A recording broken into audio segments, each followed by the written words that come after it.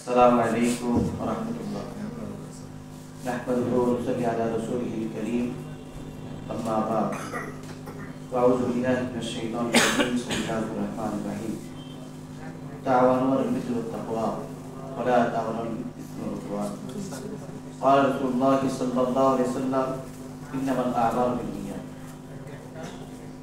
उपस्थित हज़रत उलमाए केराम, विभिन्न राजनीतिक दलेर नेतृबृंद, साংবাদিক ভাইয়েরা, বৈষম্য বিরোধী ছাত্র আন্দোলনের সমন্বয়ক বৃন্দ, ছাত্র ভাইয়েরা,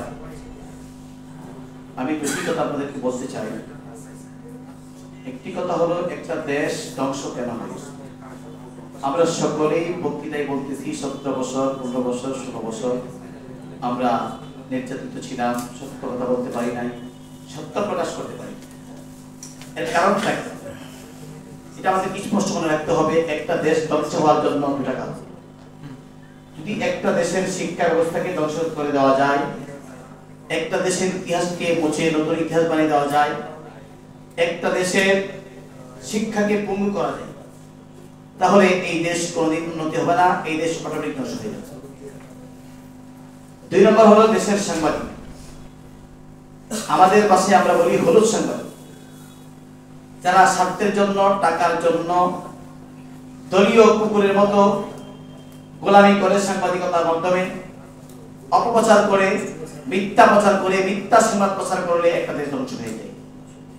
এই জন্য আজকের এই অনুষ্ঠানে আমি বিশেষ করে সাংবাদিকদেরকে বলবো, আপনাদের এই সাংবাদিকতা যদি নিয়ত সহি করে আদায় করতে পারেন, যদি ইন্নামাল আমালু বিন্নিয়াত, আপনি যদি নিয়ত সহি করেন যে সকল জায়গার মধ্যে দুর্নীতি, সকল জায়গার মধ্যে মিথ্যা অপকর্ম, সকলেই দলীয় সংবাদ প্রচার করে, আমি একমাত্র ব্যক্তি নির্দলীয়ভাবে আমি সঠিক সংবাদ প্রচার করব, যদি এই নিয়ত আপনি সাংবাদিকতা করতে পারেন, তাহলে আপনার সাংবাদিকতা করেও আপনি লাভবান হতে পারবেন দুনিয়া এবং আখিরাতে।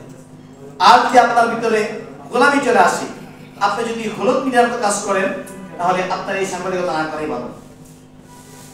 এবার নেতৃবৃন্দের উদ্দেশ্যে একটা কথা বলবো, এটা হলো এই যে আমরা যেহেতু 17 বছর এটা উপভোগ করেছি, জালেম সরকার, ফ্যাসিবাদী সরকার আমাদের উপর নির্যাতন করেছে, অবিচার করেছে, সে কিন্তু সর্বপ্রথম শিক্ষা ব্যবস্থা ধ্বংস করেছে। 2 নম্বরে সে সাংবাদিকদেরকে জিম্মি করে তার পক্ষে খবর প্রচার করেছে, মিথ্যা খবর প্রচার করেছে। এই জন্য আমরা যারা দেশের নেতৃত্ব দেই, রাজনীতি করি, আমাদের সকল রাজনীতিবিদকে ঐক্যবদ্ধ হয়ে এক প্ল্যাটফর্মে থেকে এই কথা বলতে হবে যে আমাদের শিক্ষা ব্যবস্থা যদি সঠিকভাবে শিক্ষা ব্যবস্থা চালু করা যায়, আর যদি সাংবাদিকদের মাধ্যমে সত্য সঠিক প্রচার করা যায়, তাহলে এই দেশ এগিয়ে যাবে ইনশাআল্লাহ। আমি এই আহ্বান শব্দকে রেখে আমার সংক্ষিপ্ত আলোচনা শেষ করছি।